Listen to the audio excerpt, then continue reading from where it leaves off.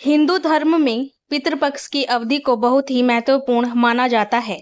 इस अवधि में पितरों के निर्मित श्राद्ध, तर्पण और पिंडदान आदि करने का विधान है। माना जाता है कि इससे उन्हें तृप्ति मिलती है और वह हमें सुख समृद्धि का आशीर्वाद देते हैं। भाद्रपद पूर्णिमा से अश्विन अमावस्या तक चलता है पितृपक्ष। पितृपक्ष में तर्पण और पिंडदान से पितृ प्रसन्न होते हैं।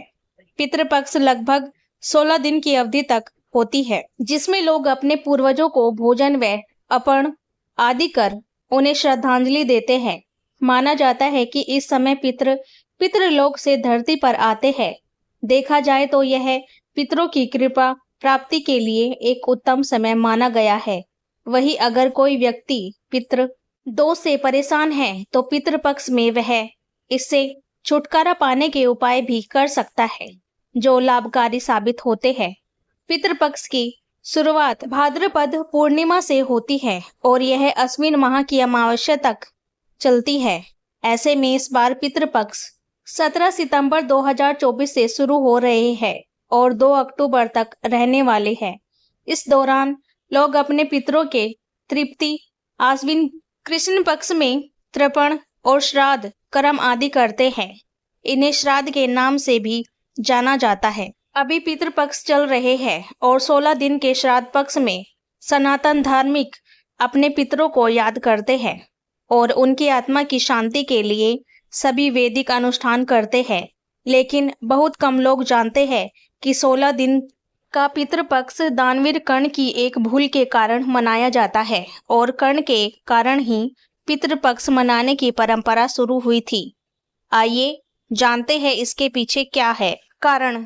धार्मिक मान्यता पुराणों के मुताबिक पितृपक्ष में दान पुण्य का विशेष विधान होता है और इसका फल जीव आत्मा को स्वर्गलोक में प्राप्त होता है। महाभारत के अनुसार सबसे पहले महातपस्वी अंत्री ने महर्षि निमि को श्राद्ध के बारे में उपदेश दिया था। इसके बाद महर्षि निमि ने श्राद्ध करना शुरू कर दिया। महर्षि को देखकर अन्य ऋषि मुनि ने पितरों को अन्न देने लगे। लगातार श्राद्ध का भोजन करते करते देवता और पितृ पूर्ण तृप्त हो गए। पुराणों में भी पितृपक्ष को बहुत अधिक महत्व दिया गया है। कई सारी पौराणिक और लोक कथाओं में भी इसका वर्णन है, लेकिन बहुत कम लोगों को यह पता होगा कि महाभारत में श्राद्ध क्यों किया गया था। बता दें कि पितृपक्ष में श्राद्ध की शुरुआत महाभारत काल से चली आ रही है। श्राद्ध कर्म की जानकारी भीष्म पितामह ने युधिष्ठिर को दी थी। इसके पीछे की पूरी कहानी क्या है यह भी जान लीजिए। हिंदू धर्म में पितृ को 84 लाख योनियों में से एक माना गया है।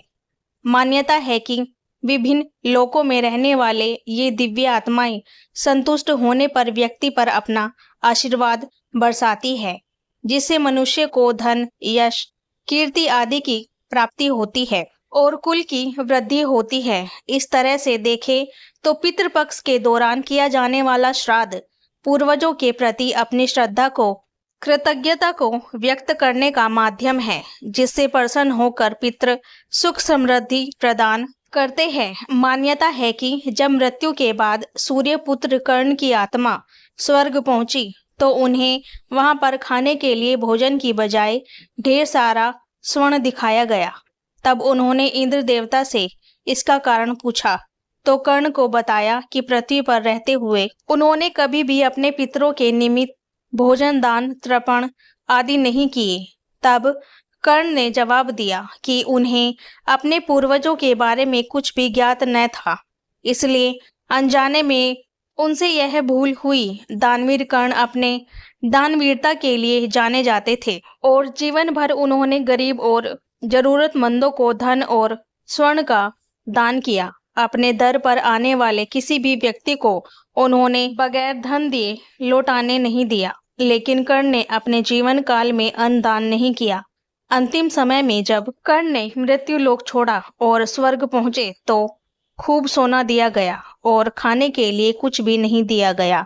कर्ण ने जब भगवान इंद्र से इसका कारण पूछा तो देवराज इंद्र ने बताया कि उन्होंने जीवन भर सोना ही दान किया है और पितरों की आत्मा की शांति के लिए कभी भी अन्न का दान नहीं किया, इसलिए उन्हें अन्न नहीं दिया गया।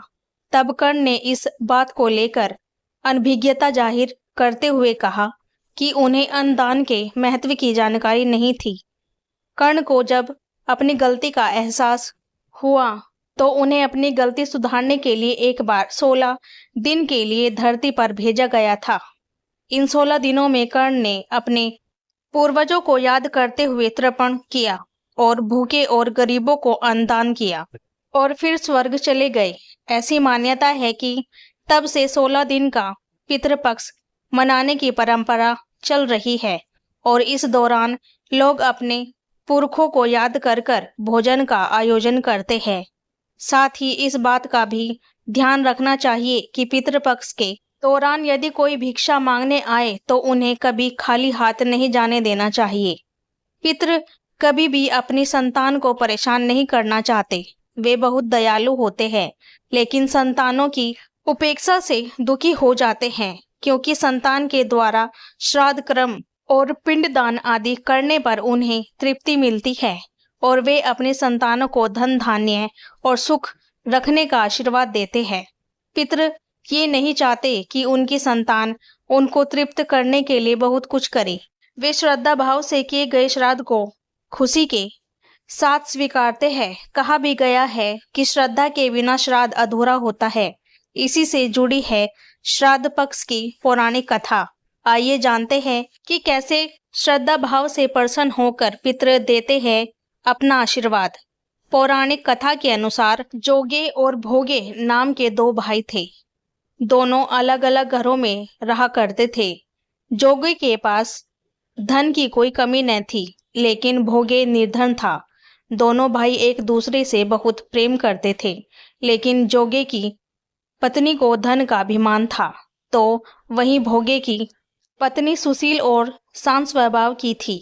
जब पितृपक्ष आने पर जोगे की पत्नी ने उसे पितरों का श्राद्ध करने के लिए कहा तो जोगे ने इसे व्यर्थ का कार्य समझकर टालने की कोशिश की, लेकिन जोगे की पत्नी केवल अपनी शान दिखाने के लिए श्राद्ध का कार्यक्रम करना चाहती थी, ताकि वह अपने मायके पक्ष के लोगों को बुलाकर दावत कर सके।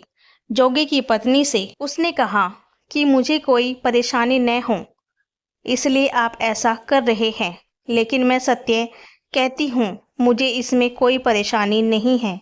मैं भोगे की पत्नी को बुला लूंगी, हम दोनों मिलकर सारा काम कर लेंगे। दूसरे दिन भोगे की पत्नी सुबह आकर सारा कार्य करवाने लगी। उसने अनेक पकवान बनाए, फिर सभी काम निपटाने के बाद अपने घर वापस आ गई, क्योंकि उसे भी पितरों का तर्पण करना था। जब पितृ भूमि पर उतरे और जब वे जोगे के यहाँ गए तो देखा कि उसके ससुराल पक्ष के सभी लोग भोजन पर जुटे हुए हैं। वहाँ ये सब देखकर वे बहुत निराश हुए। उसके बाद जोगे भोगे के पितृ भोगे के यहाँ गए तो देखते हैं कि मात्र पितरों के नाम पर केवल अंगियारी दे दी गई है। पितृ उसकी राख चाटते हैं और भोगी की नदी के तट पर पहुंच जाते हैं। कुछ ही देर में सारे पितृ अपने अपने यहाँ का श्राद्ध ग्रहण करके इकट्ठे हो गए और बताने लगे कि उन्हें संतानों ने किस किस तरह से उनके लिए श्राद्धों के पकवान बनाए। जोगे भोगे के पितरों ने भी अपना सारा कुछ बताया। उन्होंने सोचा कि अगर भोगे निर्धन न होता और श्राद्ध करने में असमर्थ होता तो शायद उन्हें भूखा वापस नहीं जाना पड़ता, क्योंकि भोगे के घर में तो खाने के लिए भी 2 जून की रोटी नहीं थी। ये सारी बातें सोचकर पितरों को भोगे पर दया आ गई। अचानक से वे नाच नाच कर गाने लगे कि भोगे के घर धन हो जाए, भोगे के घर धन हो जाए। सांझ का समय हो चला था, लेकिन भोगे के घर में खाने को कुछ भी नहीं था। उसके बच्चे भूखे थे। बच्चों ने अपनी माँ से कहा कि माँ भूख लगी है। तब उन्हें टालने के लिए गुस्से से गरज कर भोगे की पत्नी ने कहा कि जाओ, आंगन में होदी ओधी रखी है, उसे जाकर खोल लो, उसमें जो भी मिल जाए आपस में बांटकर खा लेना। बच्चे जब वहां जाकर होदी देखते हैं तो वे दौड़ते दौड़ते माँ के पास जाकर कहते हैं, माँ, होदी तो मोहरों से भरी पड़ी है। आंगन में आकर भोगी की पत्नी ने यह सब कुछ देखा तो वह आश्चर्य से भर गई। इस तरह पितरों के आशीर्वाद से भोगे भी धन धान्य से परिपूर्ण हो जाता है। लेकिन वह इस बात का बिल्कुल अहंकार नहीं करता है और अगले बरस पूरी श्रद्धा से भोगे एवं उसकी पत्नी अपने पितरों का श्राद्ध करते हैं। भोगे की पत्नी पितरों के लिए 56 प्रकार के व्यंजन तैयार करती है। वे दोनों ब्राह्मणों को भोजन कराते हैं। अपने जेठ जेठानी को बुलाकर सम्मान के साथ सोने और चांदी के बर्तनों में भोजन कराते हैं। इससे उनके पितर बहुत प्रसन्न होते हैं। जय श्री कृष्ण।